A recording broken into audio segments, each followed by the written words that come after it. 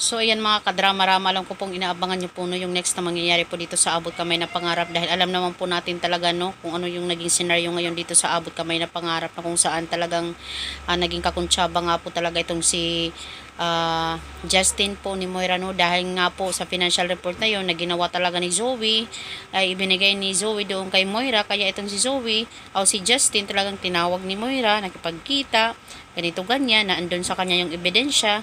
So yung at saka sinabi din ni Moira na magkakuntsaba sila ng daddy niya, di ba ganito ganyan. So itong si Justin talagang hinawakan na ni Moira sa liig. Kaya wala siyang nagawa, dahil kung hindi siya susunod ay talagang mabubuko din po talaga yung mga sekreto na ginawa niya doon sa financial report. Diba? At saka alam naman po natin na pati yung daddy niya ay hawak din talaga ni Moira, magkakuntsaba din sila. Diba? Kasi bago umalis nga po itong si Eric, ay pinuntahan nga po talaga itong si Moira doon sa kulungan.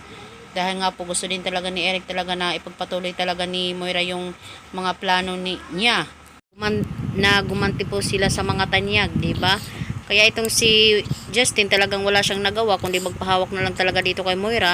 At alam naman po natin mga kadrama-rama na nangyari po ito doon nga po sa birthday nga po ni Annalyn, na kung saan talagang dinala talaga ni Moira itong si Justin ni Moira no doon. Talaga pati yung mga hitman niya talagang dala doon, 'di ba? Kaya yung nangyari, dahil yung stage nga po sila ni Moira, may pa-surprise si Moira. Kaya itong si Justin, talagang napaamin nga po talaga siya dito no sa harapan ni Moira na magkakuntsaba sila. So, sobra talagang nasaktan itong si Giselle, sila Annalyn, sila Lynette sa ginawa talaga ni Justin, na nakipagsabuatan talaga siya dito kay Moira. Dahil alam naman po natin na itong si Moira talaga ay wala nga po talagang puso, no? Talagang gagawin niya yung lahat para makapaghiganti lamang po dito no, sa mga tanyag. Talagang hindi pa rin talaga siya nagbago, as in.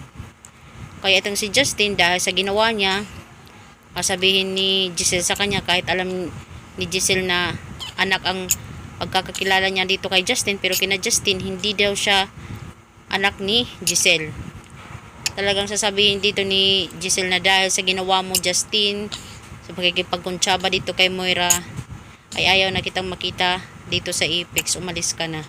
Patawarin mo na lang ako bilang isang ina mo. Diba? Sana nga po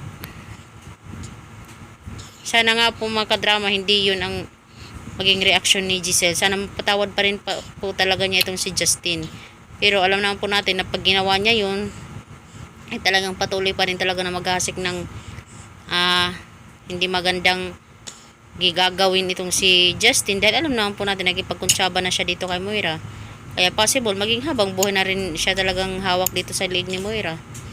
Diba? Kaya talagang mawawala na yung tiwala talaga nila Giselle dito kay Justin. Lalong-lalo na ito si Annalyn. Talagang iba din talaga kasi yung kutob talaga ni Annalyn dito sa kay Justin.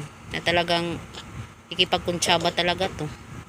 Diba? At saka may mga hindi magandang ginagawa, mga pagnanakaw dito sa Apex, sa hospital talaga ng daddy niya.